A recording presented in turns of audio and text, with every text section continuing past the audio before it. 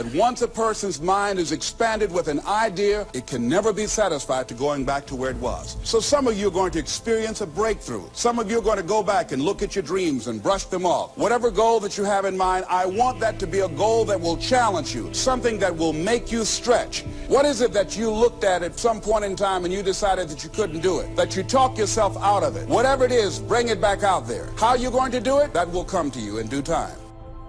You've got to begin to take a look at your life and look at where are you right now? What are your strengths? What are your weaknesses? What gives your life a sense of fulfillment, a sense of joy? What is it that you could love doing 7 days a week? See, you don't get in life what you want, ladies and gentlemen. You get in life what you are, not what you want. You see, the good news is that we can always become more by working to develop ourselves. Think about that.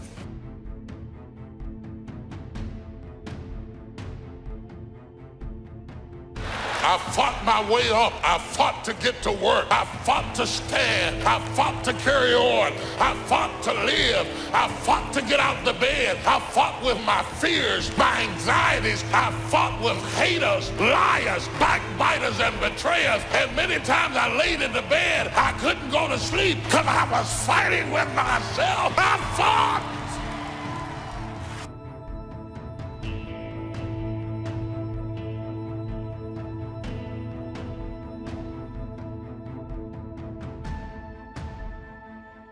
Some people get it the first time they hear it. And then some folk got to go home and chew on it and think about it and turn it over in their minds. And sometimes it takes a year, 5 years, 8 years. You can't be impatient with the seed coming up because every seed does not come up at the same time. You have to be patient with the soil. You have to tend it. You have to take care of it. You have to make sure that when the seed is ready to be cast, that the soil is ready to receive it.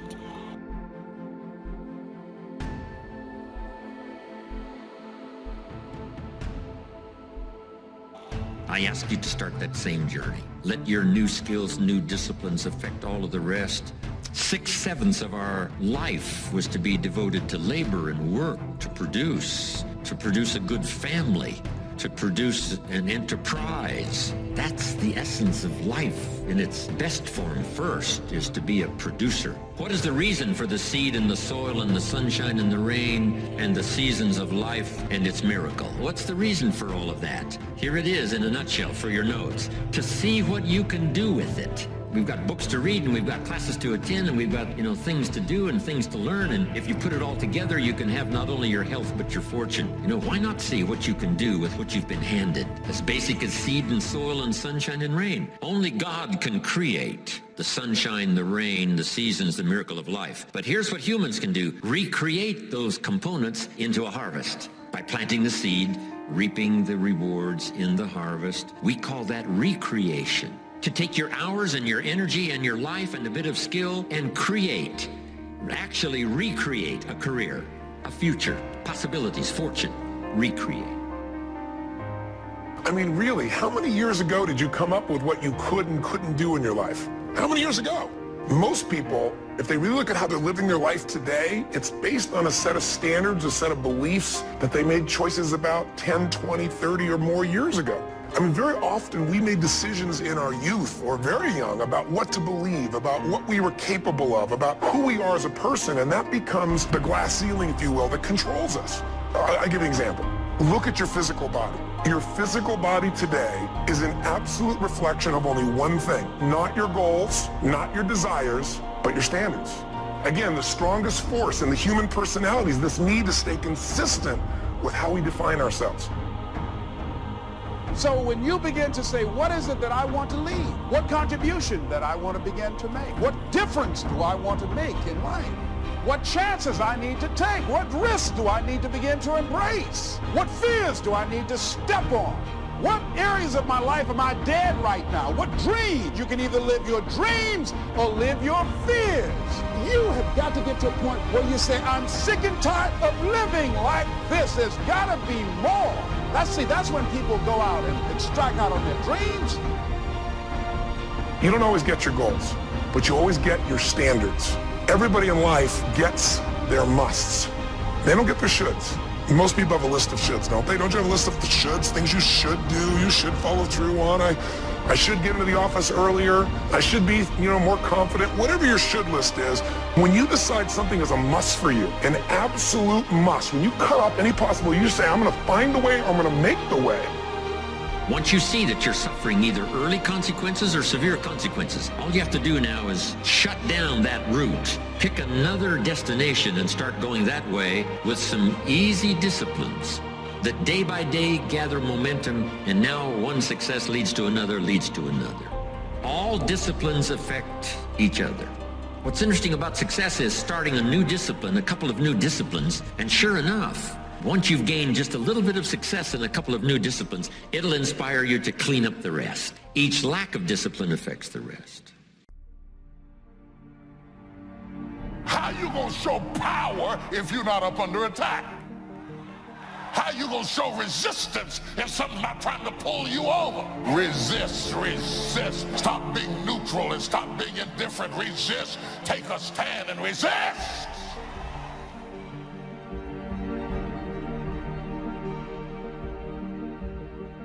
Courage mounts up, and then sometimes we have the doubts that creep in, and we reach a little deeper to find that courage that overcomes our doubts and our fears. Courage to do what you didn't think you could do. The courage to step into territory that might be a little unfamiliar. The courage to talk to somebody you don't know. Courage to stand up when it's sort of dark in your corner. The courage to do it when it isn't going your way, seemingly.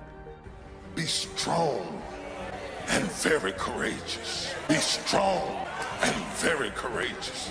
Be strong and be of good courage. Be strong and possess the land. Don't wait anymore. Don't think anymore. Don't plan anymore. Don't contemplate anymore. Don't make any more excuses or justifications. Don't rationalize anything else. No and no. Instead, be aggressive. Take action now. And what is the first action that you need to take? Take the step. Step aggressively towards your fear. And that step towards your fear is the step into bravery. Because we're scared of what we don't know. And there's only one way to learn and to know, and that is to confront that fear. You have to step, you have to go. And this simple action, this simple attitude, it answers so many questions. How do you change your diet? You step, you go. You step, you go. How do you overcome fear of failure or fear of success or fear of fear itself? You step. Face everything and rise. That's what a few people will do. The ones who will face everything and run, they've already gone to look at television and constant negative news and other drama stuff and go to bed fearful tonight. They won't even get a good night's sleep. This is for people that are positive, that are motivated, and that are hungry. I can't say this enough. Work on your mind. Listen to things that empower you, that builds your spirit, that's got your name on it. Listen, why? Because faith comes by hearing and hearing and hearing. Oh, I heard it before. No, listen until you're producing the results. If you're not producing the results, you haven't heard it enough. You got to listen till it goes past the conscious mind to the subconscious mind. So you need a coach, somebody that can see what you can't see. We all have doubts that attack us. We all have small fears that creep in. That is the nature of life. But that's what faith is all about. That's what courage is all about. To serve us when our doubts will not serve us well. Faith to overcome fear and courage to overcome our doubts. That, of course, is the very essence of life itself. Because we all have this warfare going on. In our own body, the warfare between health and illness. The struggle is on. The struggle between light and darkness, the struggle between good and evil. We must drive the dark side of our nature into a small corner and let the positive side flourish. So self-control is certainly necessary to be a strong leader, so that you can become the best example of choosing wise words and not being careless, that kind of control. You work on your mindset. You read 30 to 40 pages of something positive every day. You can't help but change. I'm an assassin. I'll kill every negative, mediocre cell in your body. You were born for greatness, not to be a victim. No, life happens to everybody, everybody, and no one escapes it. It's called unavoidable suffering. Life is difficult, so work on your mind. I work on my mind every day. Every day I work on it.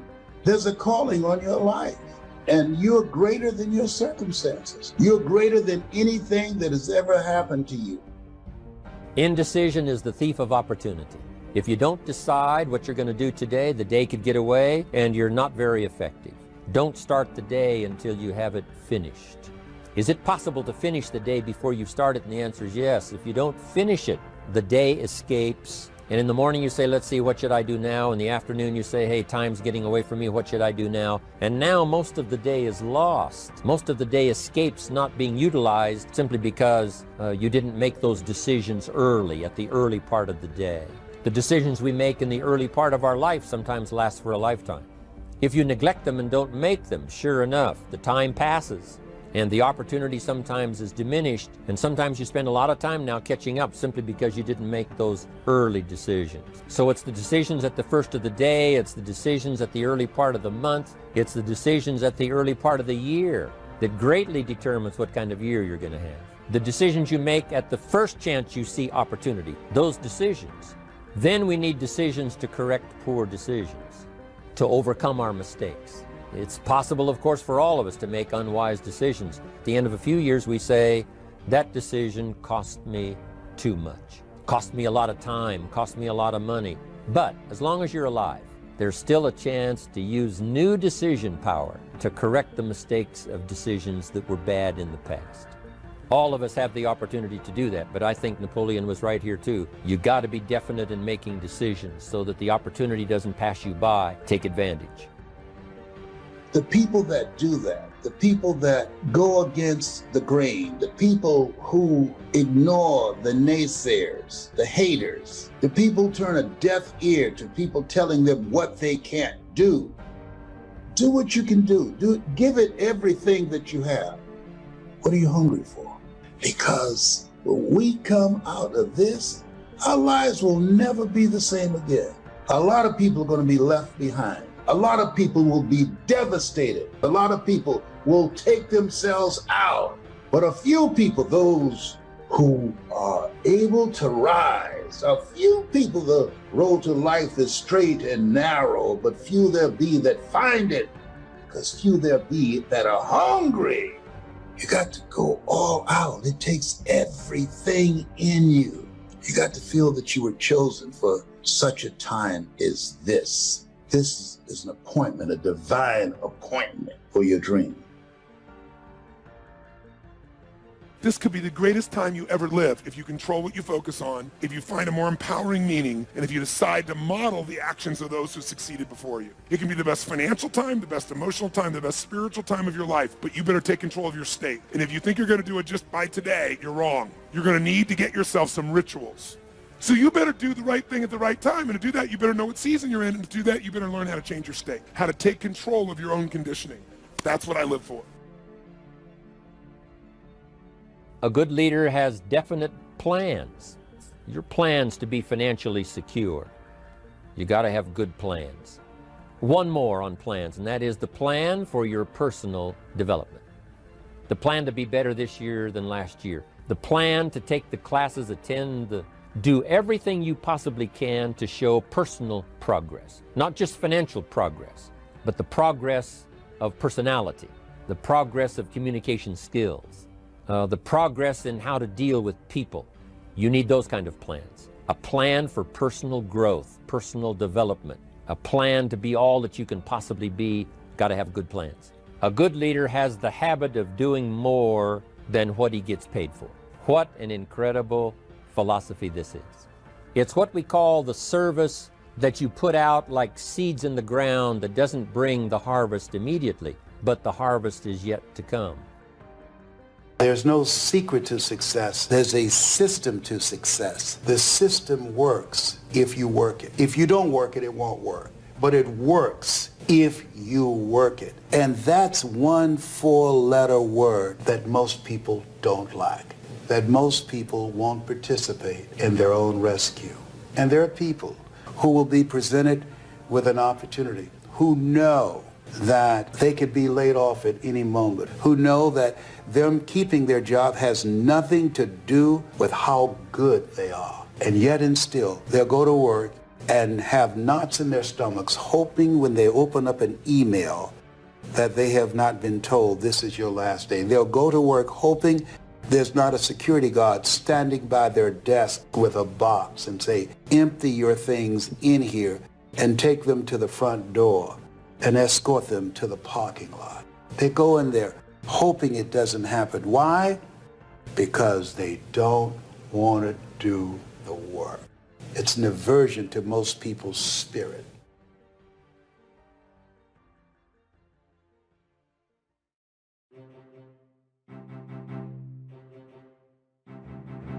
Take ownership. Take extreme ownership. Don't make excuses. Don't blame any other person or any other thing.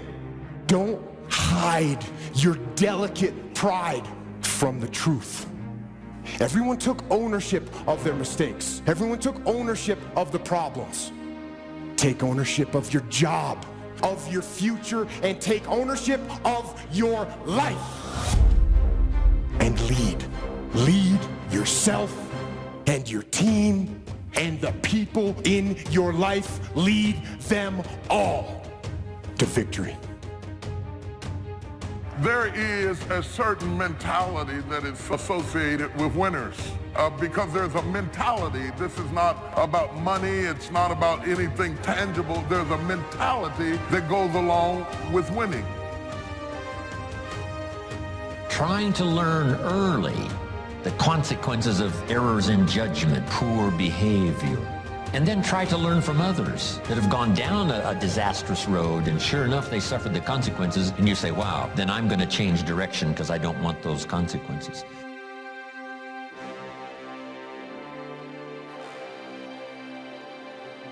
And to the positive, once you get that mentality, you can listen at a person talk a few minutes and either it feeds you or it doesn't. And you learn sooner or later that things that don't feed you, you don't spend time fooling with it because it is counterproductive to where you're trying to go. You don't argue with people. You stop arguing with people. You just move aside and go on in your own direction because you finally got it on the right road and you don't want anything to blow you off course. And now that you've got your focus, you want to be able to maintain your focus and keep moving forward. Likewise, failing has a pathology. You can get in around failing people and have failing circumstances and listen at negative talking, and after a while you find yourself unable to get back up again because not only are you down, but what is worse is your environment is down and everybody who's talking to you is talking down, and you develop a mentality built around your condition. Learning from errors in judgment. A few simple disciplines practiced every day. Now you're on the road to success. A few errors in judgment repeated, and you can turn anything around.